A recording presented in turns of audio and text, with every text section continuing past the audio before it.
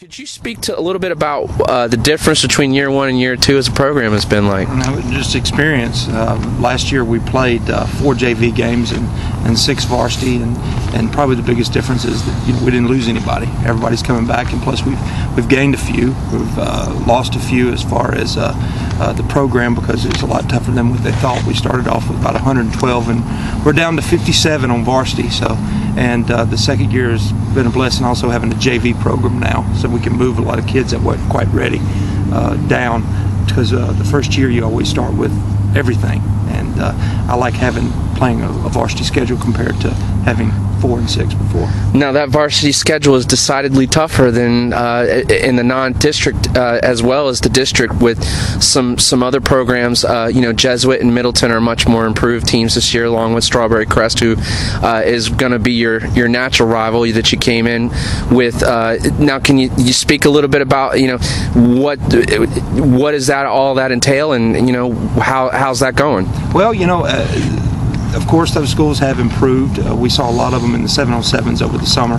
We didn't see any of Strawberry Crest because it's on the other side of the county. But as you said, Strawberry Crest is a large rival. I mean, last year we split 1-1. We won over there and was fortunate to win the first game, and in the second game they came here and beat us. The fact that we were in a situation where we had 2 schools that opened up at the exact same time, and that first time we were under the lights, and Fox 13 was there. It was wonderful when they came over here.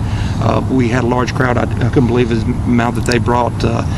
We were actually open to relieve Sickles, and I thought that would be the biggest rival, but I really do think the Strawberry Crest thing is the biggest rival that is around here, at least. It reminds me of the old Newsom-Durant rivals that was over on the other side of the county.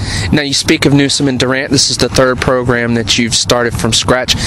Is there anything different, or are there all similarities that you could find between the 3, or is this its own unique situation? Well, I find it similar. I can really go with Newsom and here. I was the head coach at both of them. Basically, when you have a kid that transfers in, it's really tough to try to create your own identity, and you do that the second year. You try to do that, and that's one of the things that we did here. I mean, our last game was the 7th of November.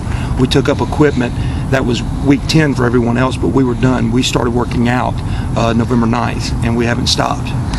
Now, I read a funny little quote that the people driving past the school had thought that they had forgot to turn the lights off, and it was you guys working before the sun came up. That's right. We began workouts every morning at 6 o'clock, and we would work out, and we'd go in and shower and have breakfast and go to school. Now, I asked Toby about the significance of being the first senior class at a high school bearing the Steinbrenner name. Now, in this community, Steinbrenner is synonymous with success. What is it like to have that a little bit? Is there a little bit more in terms of the community because of that name? Is there something to it? Is there a mystique that you're trying to build because of that name? I don't know if it's a mystique. It's probably more of an expectation. I would think maybe the mystique is a lot of people, at least in the community, thinks because it's Steinbrenner we might get more things monetarily, which that is not the case. They don't understand one of the reasons why we're called the Warriors instead of the Yankees. We're called the Warriors because George Steinbrenner called his team the Warriors. He says my Warriors, and that's the reason why we're called that.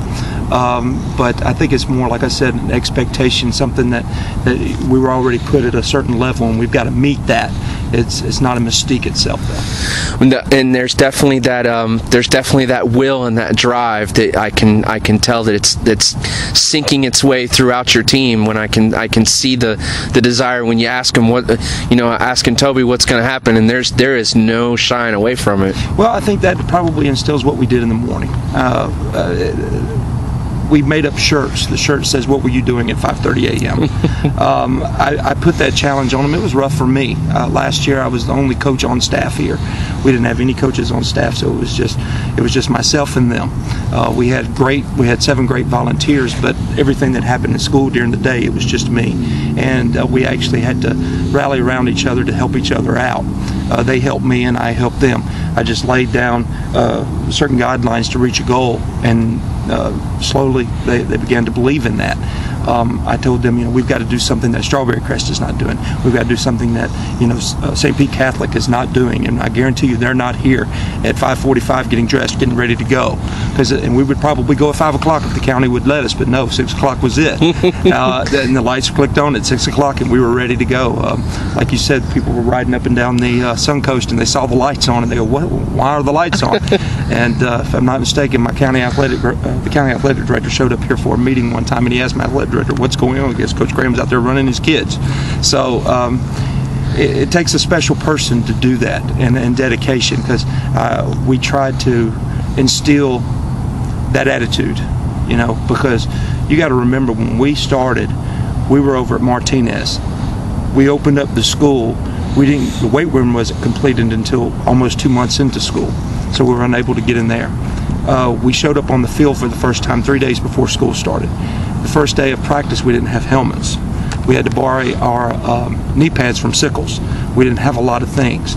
And right at the beginning of this year, I said, where will we a year from now?